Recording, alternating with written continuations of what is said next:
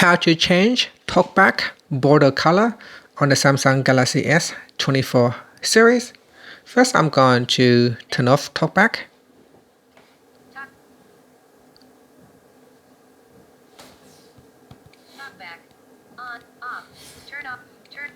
So TalkBack is off, so I'm going to tap on the home button to return back to the home screen.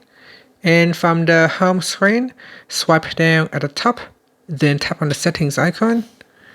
In the settings page, we scroll down, then tap on accessibility, then tap on TalkBack. Next, go down and tap on settings, then tap on customize focus. And here you can change the border color by selecting one of the colors in the color section.